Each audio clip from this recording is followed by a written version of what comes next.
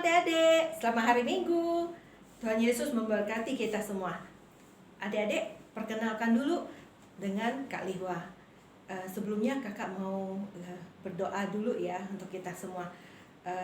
Dalam nama Tuhan Yesus, kami mengucap syukur ya Tuhan, pada hari Minggu ini kami bisa berkumpul bersama anak-anak-Mu ya Tuhan di Gereja Bangka Revival Center. Tuhan, kami mengucap syukur dan terima kasih atas pernyataan-Mu untuk anak-anak-Mu. Kau tuntun di gereja sampai kami berkumpul untuk mendengar firman-Mu ya Tuhan, untuk beri manfaat untuk anak-anak-Mu ya Tuhan. Kami mengucap syukur, haleluya, amin. Adik-adik, kakak mau cerita tentang pahlawan yang gagah berani yang dipilih oleh Tuhan. Siapa itu? Ada yang tahu? Oke, kakak sampaikan ya namanya. Dia adalah pemimpin perang, Gideon. Nah, Gideon sendiri tidak tahu untuk teknik perang adik-adik, tapi karena dipilih Tuhan, Gideon mau taat, mau mengikuti apa yang diperintahkan Tuhan.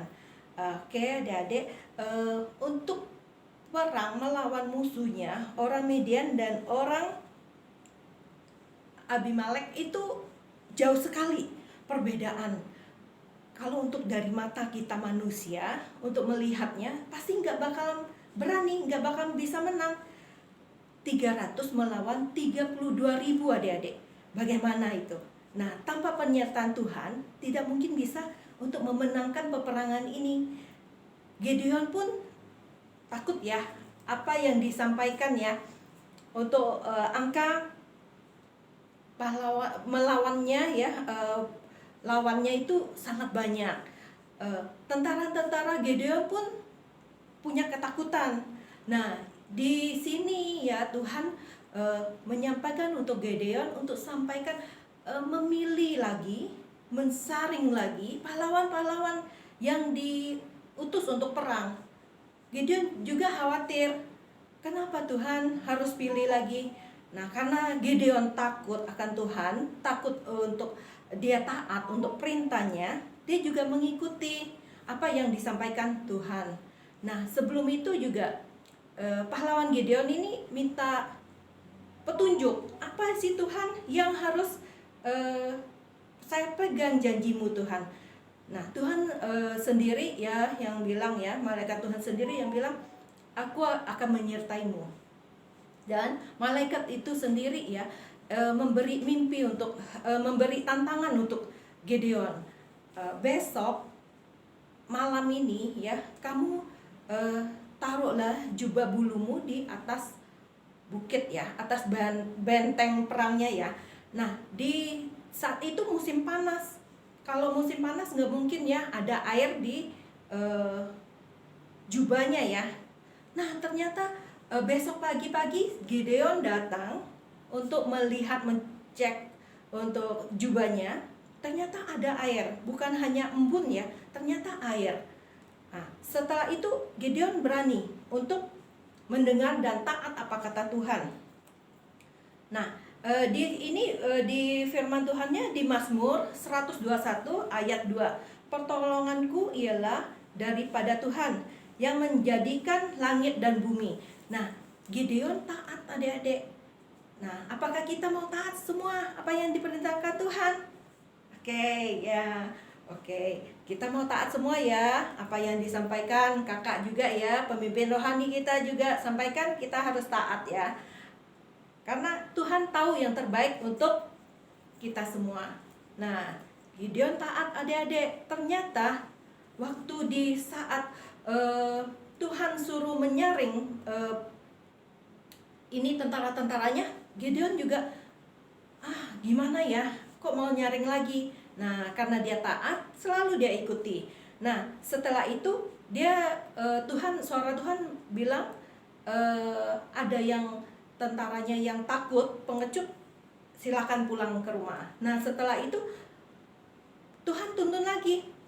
Ada yang minum air sungai, ada yang berlutut, ada yang ambil air untuk minum. Itu disaring, dipilih orang yang dipilih. Nah, Gideon ikuti. Setelah diikuti, penyaringannya dari jumlah hanya 300 hanya ini ya, sangat sedikit ya, 300 melawan dari 32.000, begitu banyak musuh ya. Nah, karena Gideon juga khawatir malam itu, nggak bisa tidur. Tapi karena suara Tuhan tuntun Gideon untuk menyampaikan, tidak usah khawatir, kamu dengarlah di kem-kem musuhmu. Setelah didengar apa yang didengarkan, ternyata musuh takut juga pada lawannya, si Gideon. Nah, musuh itu dalam mimpinya dia bilang, kita akan kalah untuk melawan Gideon dari mimpi saya. Nah, si jenderal pemimpin dibilang tidak mungkin bisa kalah. Tapi karena mimpi itu ya, malaikat Tuhan untuk menghantar mimpinya biar Gideon bangkit. Ternyata Gideon mengikuti apa yang perintahkan Tuhan.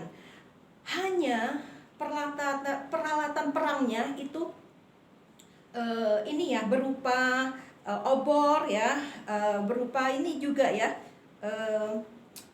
tanduk rusak ya, dan kendil. Hanya peralatan perangnya tidak wajar ya kalau untuk orang mau berperang. Tapi Gideon taat.